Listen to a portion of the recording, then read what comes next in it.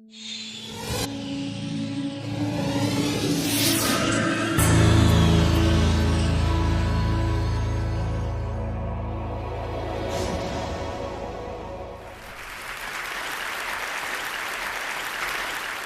wanted to talk to you today about creative confidence.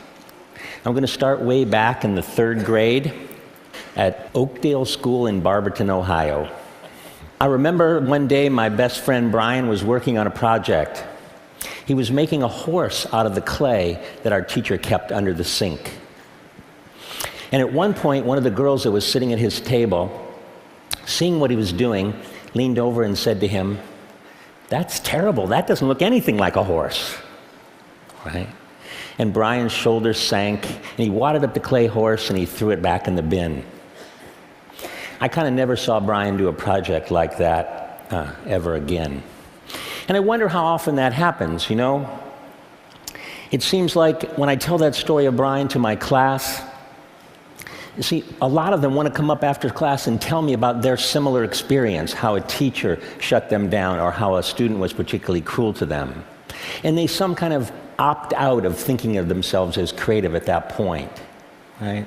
And I see that opting out that happens in childhood, and it moves in and becomes more ingrained even by the time you get to adult life.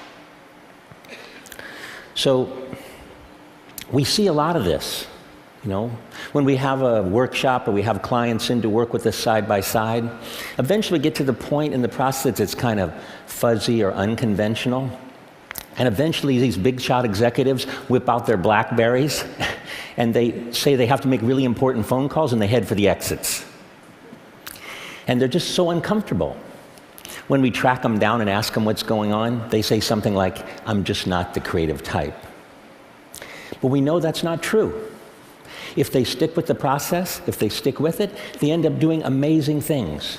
And they surprise themselves just how innovative they and their teams really are. So I've been looking at this kind of fear of judgment that we have, you know, that you don't do things, you're afraid you're going to be judged. If you don't, you know, say the right creative thing, you're going to be judged.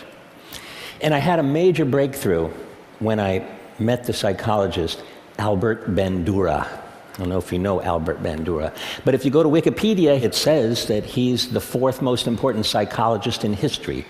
You know, like Freud, Skinner, somebody in Bandura. Bandura's 86, and he still works at Stanford. He's just a lovely guy.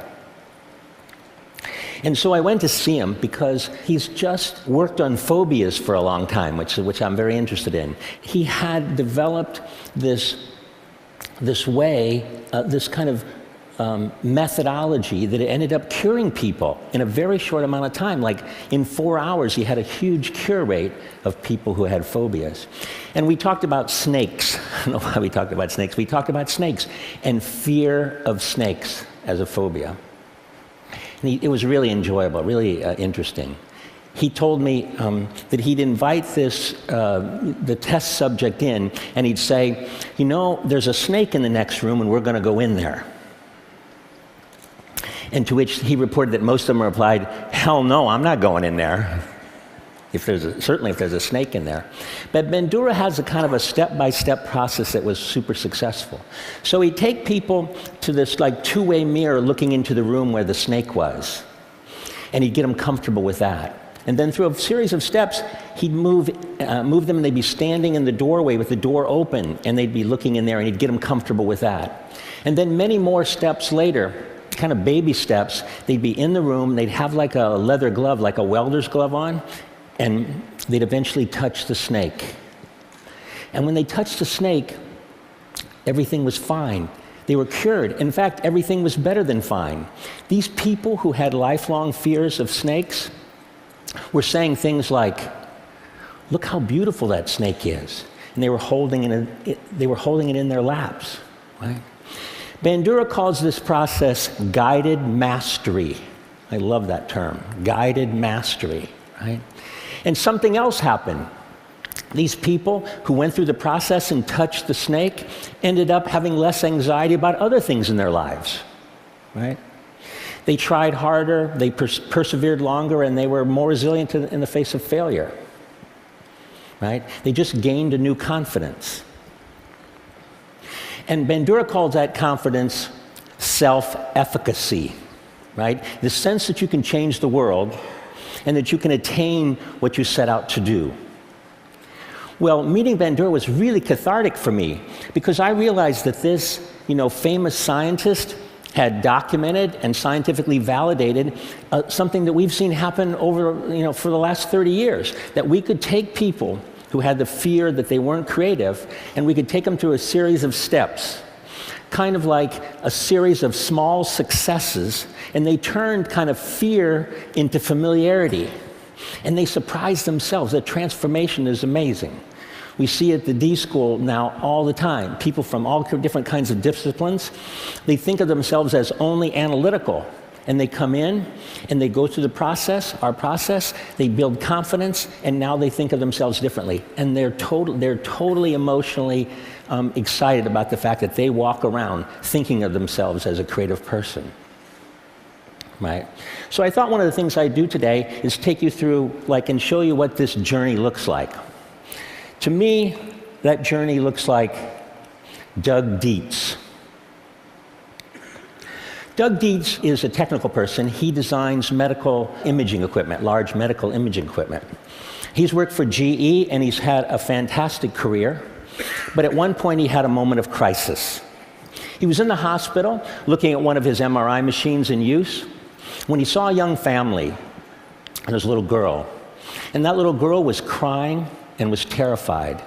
And Doug was really disappointed to learn that nearly 80% of the pediatric patients in this hospital had to be sedated in order to deal with this MRI machine. Right? And this was really disappointing to Doug because before this time, he was proud of what he did. He was saving lives with this machine. But it really hurt him to see the fear that this machine caused in kids. About that time, he was at the D School at Stanford taking classes. He was learning about our process, about design thinking, about empathy, about iterative prototyping. And he would take this new knowledge and do something quite extraordinary. He would redesign the entire experience of being scanned. And this is what he came up with. He turned it into an adventure for the kids. He painted the walls and he painted the machine, and he got the operators retrained by people who know kids, like, children's museum people. And now, so when the kid comes, it's an experience. And they talk to him about the noise and the movement of the ship. And when they come, they say, okay, you're going to go into the pirate ship, but be very still because we don't want the pirates to find you. Right? And the results were super dramatic. Right?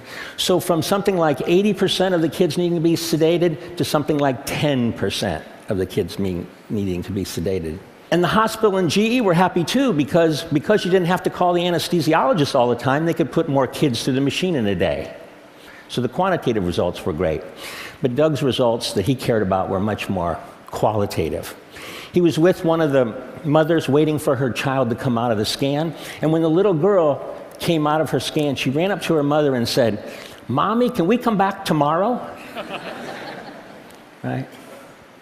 And so I've heard Doug tell the story many times of his personal transformation and the breakthrough design that happened from it. But I've never really seen him tell the story of the little girl without a tear in his eye.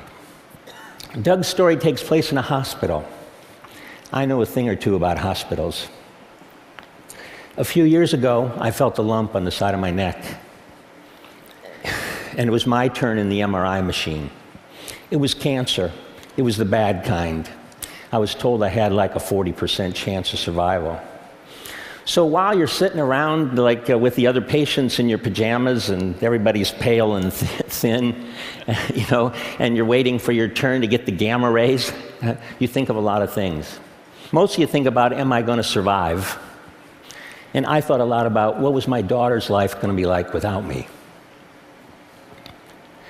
But think about other things.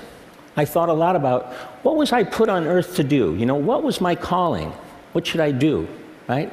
And I was lucky because I had lots of options. We'd been working in health and wellness and K through 12 and the developing world, and so there were lots of projects that I could work on.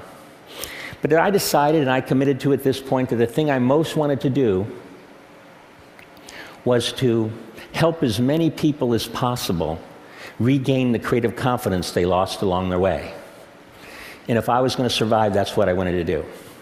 I survived, just so you know.